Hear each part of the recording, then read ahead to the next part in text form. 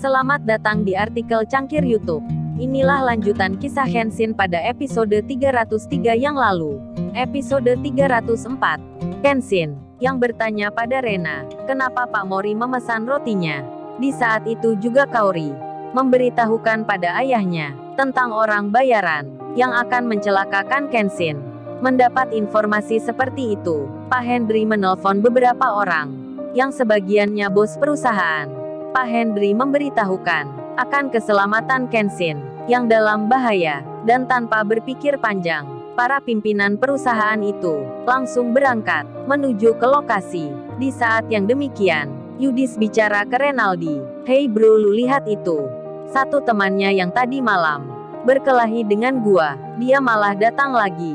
Mantap sekali ini. Kita nggak usah repot-repot mencarinya lagi. Ini gua mau tanya ke lu. Gimana baiknya ini entar, apa mereka itu langsung disamperin aja ke dalam. Mumpung di situ sepi, nggak ada tamu yang lain, kecuali mobil yang baru masuk itu." Mendengar hal tersebut, Renaldi pun menjawabnya, "Kalau itu sih rencana Luyut. Itu namanya nekat. Bisa-bisa malah gawat, akan mengundang perhatian. Para warga bisa datang, dan nanti kita berurusan dengan polisi." Yudis menyahutnya, "Bukan itu maksudnya Re. Kalau itu gua juga tahu. Entar kita nggak langsung ke poinnya. Yang gua maksud ini, dari 5 orang bayaran itu, kita suruh yang 3 untuk menyamar masuk ke restoran sebelah. Kan wajah mereka nampak garang. Entar di sana pura-pura makan. Mereka menjadi pelanggan. Biar laki-laki brengsek itu merasa takut melihatnya. Gimana Re menurut lu?" Renaldi menjawabnya, "Wah kalau itu gua setuju Yud. Sekalian buat peringatan. Oh ya kalau bisa, entar pakaikan alat perekam pada orang suruhan itu, agar kita nanti bisa melihat langsung ketakutan wajah-wajah itu. Kan entar bisa buat hiburan." Hahaha. Renaldi tertawa. Ia pun melanjutkan bicara, "Terus lu sekalian bisa melihat suasana, kondisi restoran itu. Seperti apa sepinya. Yang makan di sana hanya teman-temannya saja." Hahaha. Renaldi tertawa lagi. Yudis pun menyahutnya, "Bagus-bagus itu Re. Lu emang cerdas sekali. Pantas perusahaanmu berkembang pesat." Lalu Yudis memanggil orang suruhannya. Kemudian ia menjelaskan rencana yang baru dibicarakan. Saat mendengar perintah tersebut, orang suruhan itu pun bilang, "Kalau gitu, apa nggak baiknya saja bos? Kita menghajar mereka di dalam. Kami ini profesional, gak bakal kedengar dari luar." Yudis menyahutnya, "Jangan-jangan, kalian jangan lakukan dulu. Untuk saat ini, gua mau melihat wajah-wajah ketakutan dari mereka. Kalian entar gimana caranya bikin orang yang di dalam itu merasa takut semua. Ini gua bawain alat rekam. Pasang di baju kalian." Mendengar hal tersebut, 3 orang itu pun menjawab, "Baik bos, kami siap kalau maunya gitu." Dan mereka pun segera menyiapkan segala peralatan untuk menjalankan tugasnya, lalu berjalan keluar menuju restorannya Rena. Di sela itu kedua temannya berjaga-jaga di luar bersama security menyamar. Mereka berdiri di depan, di tepi jalan raya, sambil mengatur lalu lintas. Beberapa saat kemudian, rombongan mobil datang. Masuklah satu persatu.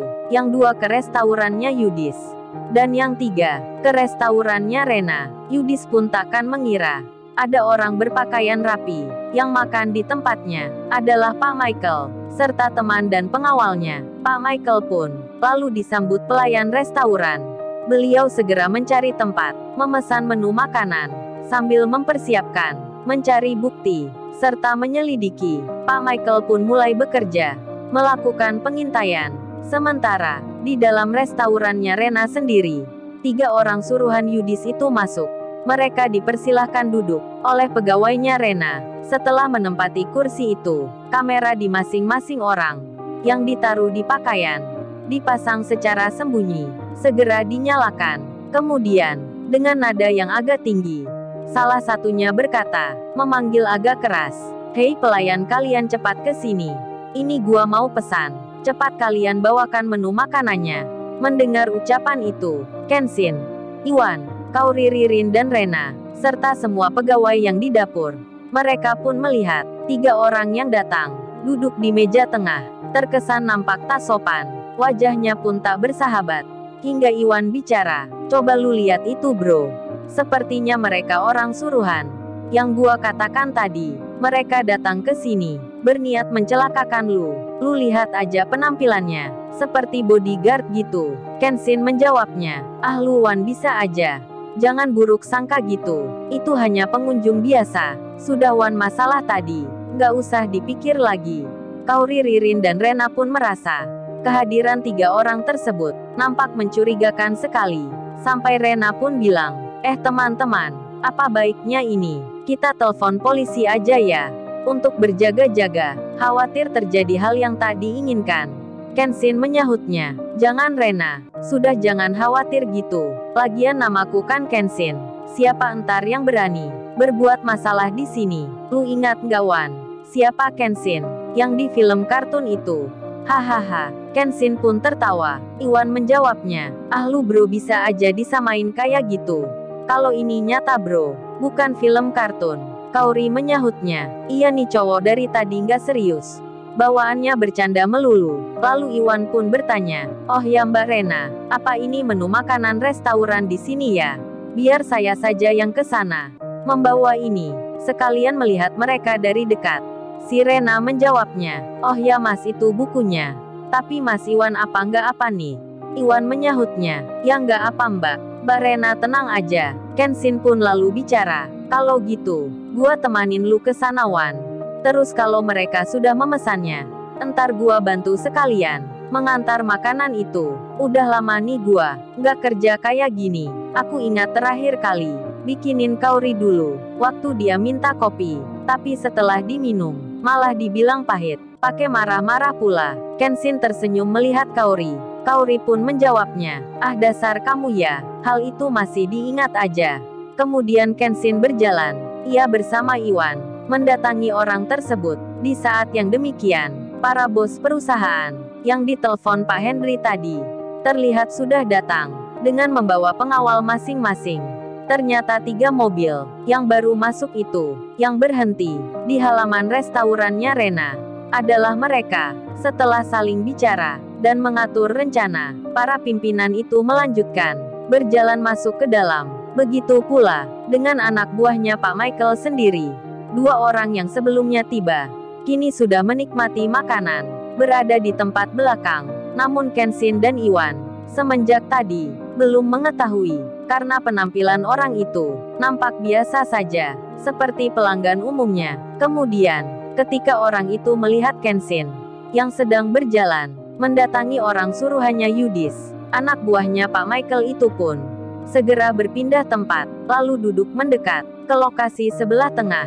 Mereka nampak bersiap, mengatur posisinya, kalau-kalau nanti, terjadi hal yang tak diinginkan. Dan Iwan pun menyapa, selamat siang Pak, ini menu makanannya, silahkan Bapak pilih mana yang disuka. Si Iwan bicara sambil tersenyum. Begitu pula dengan Kenshin, dan kondisi yang demikian, dipantau oleh Yudis dan temannya. Dari ruang kerja di restoran miliknya, mereka semua melihat, di layar komputernya, yang terhubung secara langsung, dengan keadaan itu. Ketika Iwan bertanya, menawarkan menu makanan, malah dijawab oleh orang bayaran itu. Salah satunya berkata, kalau makanan ekstrim di sini nggak ada ya. Misal tangan dan kaki buaya. Gua sudah lama nih nggak memakannya. Rasanya gatal saja, pingin menghajar orang. Sambil bicara itu, wajahnya menatap Iwan, dengan mata yang tajam. Mendengar dan melihat hal yang demikian, Yudis dan Renaldi pun tertawa. Mereka mengira, Iwan dan Kenshin, akan ketakutan. Di sela itu anak buahnya Pak Michael, yang duduk di sebelah, sedang menikmati makanan, langsung bisa menerka, orang 3 yang duduk di tengah ini, ternyata orang suruhan, dan anak buahnya Pak Michael itu. Salah satunya berkata pada temannya, dengan nada yang pelan, beliau itu bicara, gimana Pak mereka ini, apa perlu langsung ditindak? Satunya menjawab, jangan dulu, kita menunggu situasi, kalau darurat baru kita bergerak. Khawatir Tuan Muda tak suka. Itu pesan Pak Michael tadi. Di saat bersamaan, para bos yang menyamar sebelumnya, satu persatu mulai masuk ke dalam restoran. Lalu mereka melihat Kenshin, yang berdiri di tengah, sedang membawa kertas. Pimpinan dan pengawalnya itu, lalu disambut pegawainya Rena. Mereka dipersilahkan untuk duduk. Saat itu jumlahnya 6 orang. Mereka dipandu memilih kursi. Dan langsung saja berjalan menuju bagian tengah. Yudis dan Renaldi pun melihatnya. Dari layar di tempat kerjanya, ada tamu yang datang lagi. Semuanya berpakaian rapi, memutari orang suruhannya. Duduknya saling terpisah, berdua-dua, di samping kiri dan kanan, di depan dan belakang. Kenshin melihat juga, Iwan pun demikian. Tentu saja, orang bayaran Yudis itu memperhatikan pula tamu-tamu ini. Nampak aneh rasanya, namun hal itu belum disadari. Kemudian, tiba-tiba, salah satu orang bayaran itu menghardik Iwan. "Helu, gua tanya malah diam saja.